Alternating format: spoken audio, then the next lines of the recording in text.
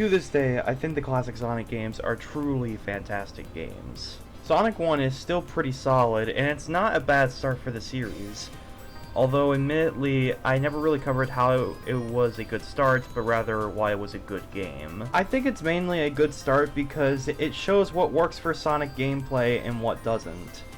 That being fast-paced levels with a high skill ceiling are really good, and levels with a very low skill ceiling and very slow paced are very bad. That is why Sonic 2 is born. And it is easily one of, if not the most impactful Sonic game ever to be made. It shows how truly amazing a Sonic game can play if done right. Not to mention how it truly reflects what a Sonic game is. I played Sonic 2 multiple times, and I even played it during the Sonic Origins collection, which is what I'm going to be using to cover the rest of the classic Sonic games because it's very efficient. Now, I think I have the right idea on what to discuss for today's video. So grab a snack, enjoy yourselves, and enjoy the Sonic the Hedgehog 2 review explaining why Sonic 2 defined the Sonic the Hedgehog franchise. So in this video, we are going to be covering Sonic 2 just like how we did with the first Sonic the Hedgehog. We're going to be talking about how the zones are structured, how the gameplay's presentation works, how the presentation is executed, and how this makes Sonic 2 one of the more beloved Sonic games in terms of consistent enjoyment. So I hope you all enjoyed this video, and this is one of my second time in returning to the scripted video sequence, and I hope you all enjoy it. I know it won't be perfect, but I want to get it out for you all. So with that said, let's begin. The story is pretty similar to Sonic 1. Stop Dr. Robotnik from capturing the animals and turning them into robots. This time, he has a base where he makes his own shit. The Death Egg. Sonic goes through all of the zones, stops Robotnik, and gets saved by Tails, or either flies away as Supersonic, depending on which ending you got. The Supersonic ending is passable.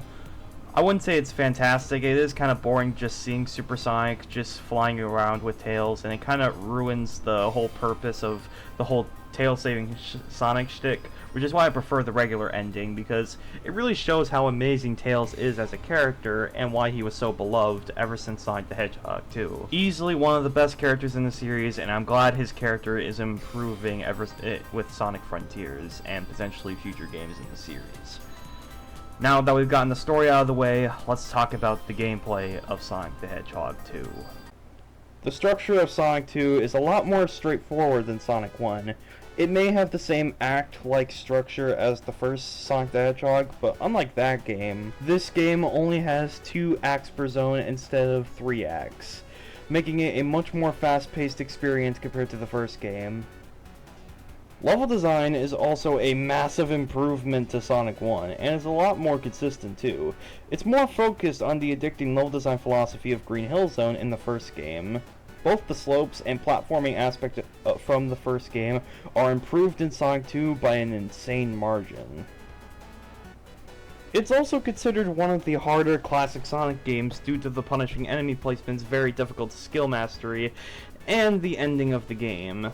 However, once you master these stages, due to the experience you had with this game, it will flow extremely quickly. Sonic 2 replicates this extremely well. Sonic the Hedgehog is very easy to follow, but very challenging to be a master of said experience. This structure of gameplay makes Sonic the Hedgehog 2, and a lot of future games in the series, very addicting to play. Very replayable, very addicting, and satisfying. For example, this section of Chemical Plant Zone. You could either take the slow staircases that take people a long time to do throughout a lot of their playthroughs, and eventually be satisfied that you've beaten that annoying as hell skill curve. Or, you take advantage of Sonic's moveset, and you can skip the entire portion of that level. And to the people that are saying that it's abusing the physics of Sonic the Hedgehog, for one, Sonic is about earning the satisfaction in the first place, so I don't see the issue. And two, Sonic Origins and the original version of the game allows you to do this. Don't believe me? Well, I shall show the footage to you all then.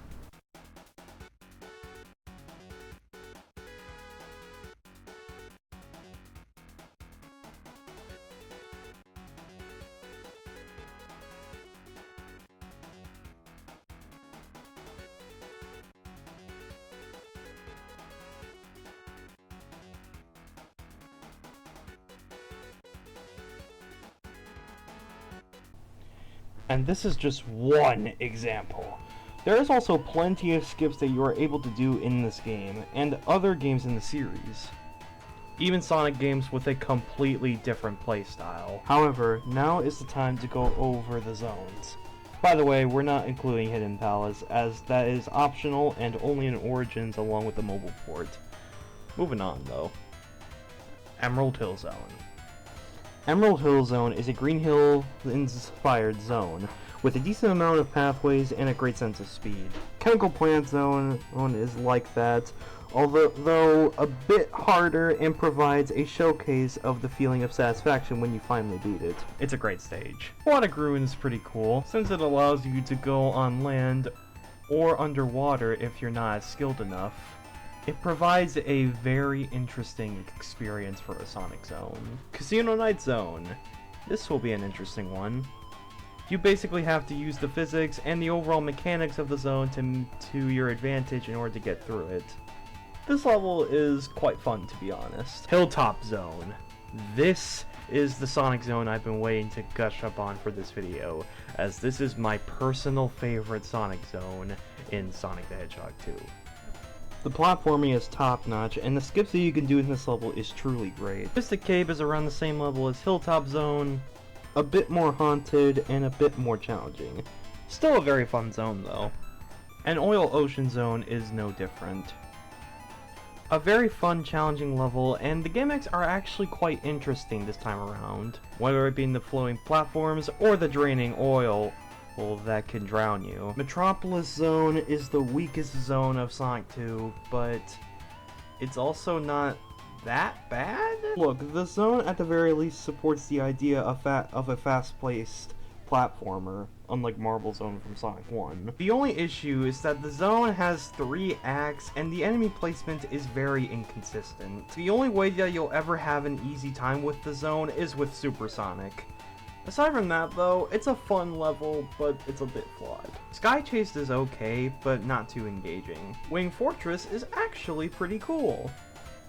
It is very platform based, but it's still very fast paced for what it is. And there's even a skip that you can do that'll help you skip an entire half of the level. Now that is dope. And yes, you don't need Super Sonic to do that, it's actually quite easy. The final level, Death Egg Zone. This is it. This is the final level. This is where we get to test all of our skills that we have learned up until this point, and where we can tackle the most iconic boss in Sonic history. The Death Egg Robot. This boss is hard as hell when you first beat it. However, when you beat the game several times, it's really not that hard. The AI for the Death Egg Robot is very easy to understand. Just hit a single time right before and right after he lands from a squashing attempt. That's the easiest way I have beaten it, and I recommend you do so. Anyways, yeah, that's pretty much it. Now the comment on the special stages. These special stages are fine. The stages themselves are not that bad, to be honest, but they do kind of break the pacing of the game for a little bit. It can be a little exhausting trying to collect all 50 rings trying to get to a single checkpoint to the special stage. Sonic Origins may have made this a lot easier, but still, the pacing of the special stages are still not the best, but it's also just harmless. They did bring Super Sonic into the game, and that is pretty awesome. Not to mention how useful and badass he is in future games. That could be said for the whole game though. The structure of Sonic 2 has impacted the series by an insane margin, that literally anyone can argue that without Sonic 2, the series wouldn't be loved as it once was. The series may be experimental with its gameplay styles, but at the end of the day, the structure of Sonic the Hedgehog was always mastering the skill ceiling of the levels with what you are given. Some games do it better and worse than others, but it was always there with us for all of these years. Hey guys, XFreds here, and I want to say thank you guys so much for enjoying the video. This video has been in quite the production for quite some time. I'd argue it's actually around the same time as the Sonic the Hedgehog 1 video, which is really saying something because that video was in production for a decent while. I want to give you a big thanks to User1 Campbell and Piffle Neo for helping me out during the editing of this video. They actually gave me some tips on how to review the next Sonic game, Sonic CD, and potentially a lot of the other Sonic games that I will cover. I hope this video was a lot more enjoyable than the first video, because even though I do have my enjoyments with the first Sonic the Hedgehog video that I made, I do wish that I could have done more. And when I say the first Sonic the Hedgehog video, I meant the Sonic the Hedgehog, how Sonic 1 was a good start to the series. I just felt like this video was more focused on the topic that I wanted to bring up to Sonic the Hedgehog 2, that being Sonic 2 defined the Sonic series, and it literally helped it where it is at right now. Once again, I want to say big thank you to Piffle Neo and User1 Campbell for helping me out while editing this video, and I'm hoping to use those tips that they've given me throughout a little bit of this video. Hopefully you'll see a background of one of the Sonic 2 zones, but at this outro. But with that said, thank you guys so much for watching. Comment, like, and subscribe, and hopefully I'll see you all next time. See ya.